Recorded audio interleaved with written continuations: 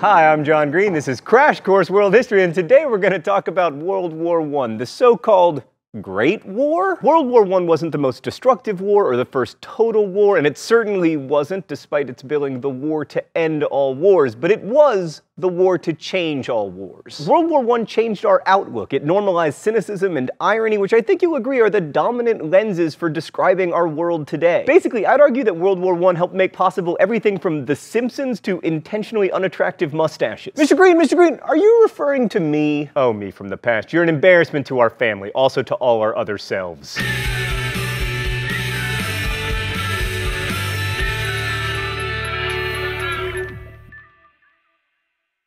Most people think of World War I as a tragedy because it didn't need to happen and it didn't accomplish much except for creating social and economic conditions that made World War II possible. So when we're talking about causes of the war, inevitably we're also assigning blame. The immediate cause was, of course, the assassination in Sarajevo of the Austrian Archduke Franz Ferdinand on June 28, 1914 by a Bosnian Serb nationalist named Gavrilo Princip. Quick aside, it's worth noting that the first big war of the 20th century began with an act of terrorism. So Franz Ferdinand wasn't particularly well liked by his uncle, the Emperor Franz Joseph. Now that is a mustache! But even so, the assassination led Austria to issue an ultimatum to Serbia, whereupon Serbia accepted some, but not all, of Austria's demands, leading Austria to declare war against Serbia. And then Russia, due to its alliance with the Serbs, mobilized its army. Germany, because it had an alliance with Austria, told Russia to stop mobilizing, which Russia failed to do, so then Germany mobilized its own army, declared war on Russia, cemented an alliance with the Ottomans, and then declared war on France because, you know, France. Germany's war plan, the Schlieffen Plan, required that it invade France in the most expedient way possible, which, as you can see, is via Belgium. And Great Britain was a friend of Belgium, I mean, as much as anyone can be a friend of Belgium, and so they declared war on Germany. So by August 4th, all the major powers of Europe were at war with each other. By the end of the month, Japan, honoring its alliance with Britain, would be at war with Germany and Austria as well. When all was said and done, counting colonies and spheres of influence, the world map would eventually look like this. You'll never guess who wins. So there were many opportunities not to mobilize and declare war, none of which were taken. Some blamed the web of alliances itself, which is what Woodrow Wilson wanted to fix with the League of Nations. Some blamed Russia, the first big country to mobilize. Some blamed Germany for the inflexibility of the Schlieffen Plan. Leninists claimed the war grew out of imperialism and was fueled by capitalist rivalries. And others claimed it was a war between Germany's radical modernism and Britain's traditional conservatism. But if I had to assign blame, I'd go with the alliance system and the cultural belief that war was, in general, good for nations.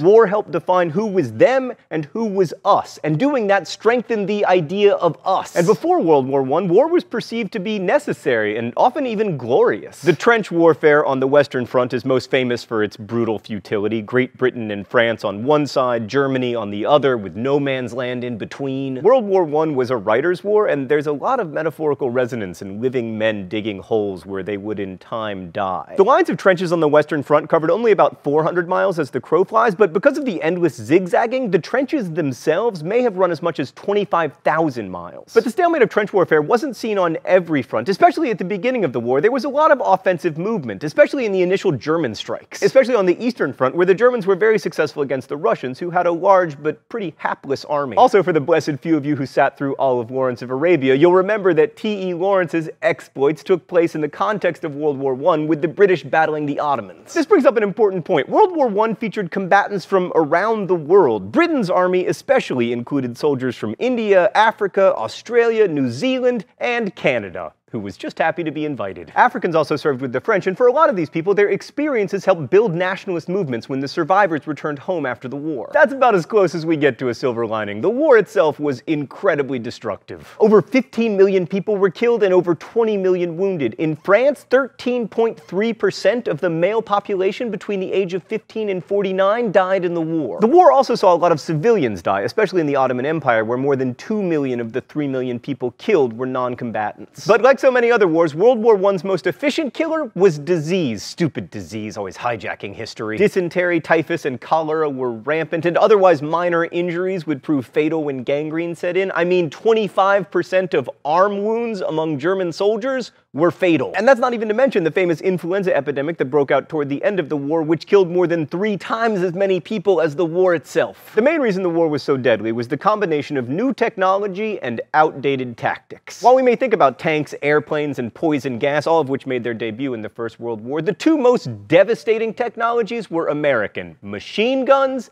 and barbed wire. Attempting to march in lines toward an enemy's trench, soldiers of both sides were mowed down by machine gun fire. According to one German machine gunner at the Battle of Somme in 1916, the British officers went in front. I noticed one of them walking calmly, carrying a walking stick. When we started firing, we just had to load and reload. They went down in their hundreds. You didn't have to aim. We just fired into them. At the Somme, the British lost 60,000 men in the first day of fighting. Remember the old colonialist verse, "Whatever happens, we have got the Maxim gun and they have not"? Yeah, well, now everybody had machine guns. One of the things we try to remember here at Crash Course is that people both make history and are made by it. World War I brings this fact into stark relief because we know so much about the soldiers who fought in it, and how they wrote about the war really changed our relationship with systemic violence. For most soldiers, there was nothing glamorous or heroic about this war. For the British, for example, the trenches were two things above all: wet and smelly. The dampness came from the fact that the British trenches were in the wettest part of Flanders. The smell was mainly decomposing flesh.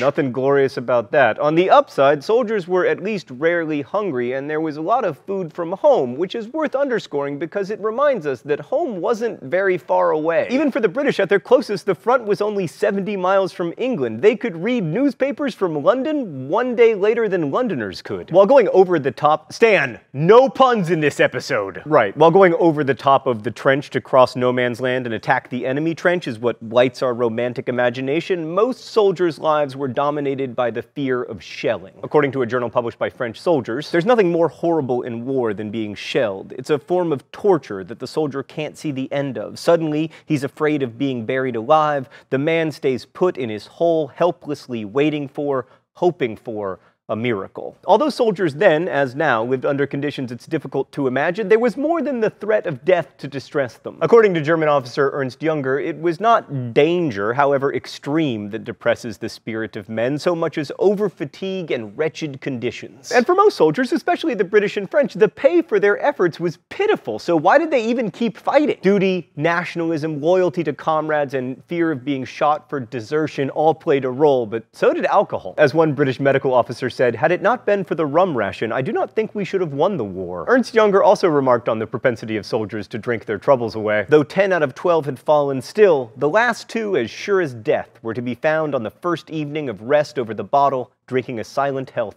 to their dead companions. Oh, it's time for the open letter? Whew! An open letter to alcohol. I wonder what's in today's secret compartment. Oh! Shocking, it's a golf club. And an actual disco golf ball made by a Crash Course fan. Dear alcohol. Oh, that's... Like disease, you've been a key figure in human history despite not actually being a person. And for millennia, you've played an important role in war, often helping soldiers do their duty, often distracting them from it. But here's the thing, alcohol, in my experience, which is extensive, if you need to be drunk to do something, you should maybe not do the thing. Unless, of course, the thing is golf. Best wishes, John Green. So what did we take away from the so-called Great War? Well, not much. Let's go to the thought bubble. The Treaty of Versailles, which ended World War I, fixed the blame for the war on Germany, which proved ruinous to the German economy and destructive to its political institutions, and unless you're really nostalgic for totalitarian communism, you've got to say that World War I was also a disaster for Russia because it facilitated the rise of the Bolsheviks. The Russian Revolution had two phases. In the first phase, called the February Revolution, because get this, it occurred in February, army mutinies and civil unrest forced the overthrow of the Romanov dynasty, which had been in power in Russia since, like, forever, to use a proper historian term. The monarchy was replaced by a provisional government led eventually by Alexander Kerensky, who made the terrible decision to keep Russia in the war, which led to the October Revolution, so-called because it happened in October, in which Vladimir Lenin and his Bolsheviks took over,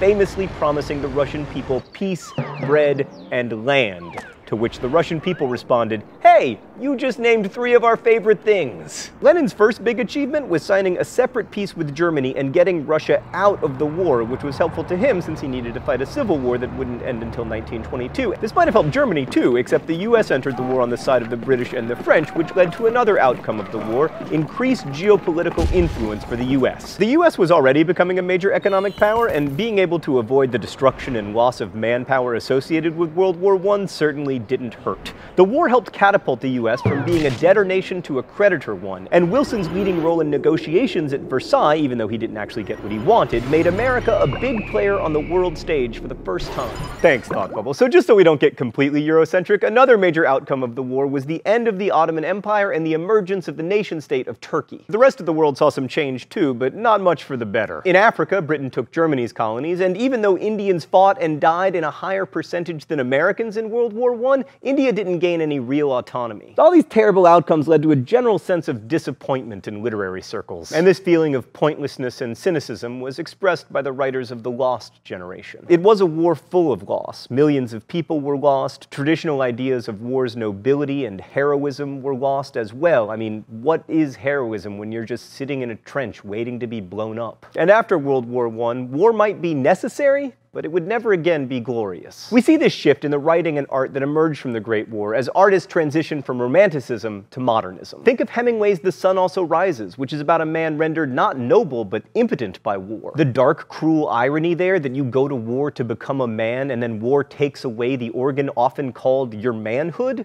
that defined Hemingway's worldview. And it also defines ours. Thanks for watching. I'll see you next week. Crash Course is produced and directed by Stan Muller. Our script supervisor is Meredith Danko. Our associate producer is Danica Johnson. The show is written by my high school history teacher Raoul Meyer and myself, and our graphics team is Thought Bubble. Last week's phrase of the week was "Unless you are the Mongols." We brought it back for you. If you'd like to suggest future phrases of the week or guess at this week's, you can do so in comments, where you can also ask questions about today's video that will be answered by our team of historians. Thanks for watching Crash Course, and as we say in my hometown, don't forget to be awesome.